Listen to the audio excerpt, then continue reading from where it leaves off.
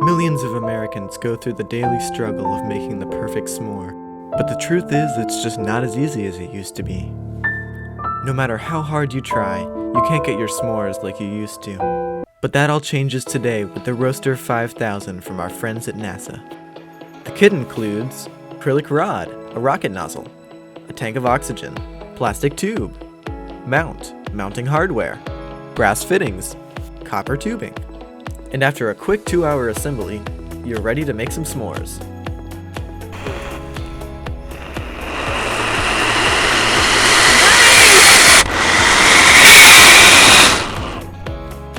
And look at that, perfectly crispy on the first try. If you want to purchase the Roaster5000, it's available on Amazon, or you can find it in the back of the unmarked white van on the corner of Exeter. No returns offered. We are not responsible for burns, rashes, or broken bones. Product is not legal in the state of California. Product may cause cancer.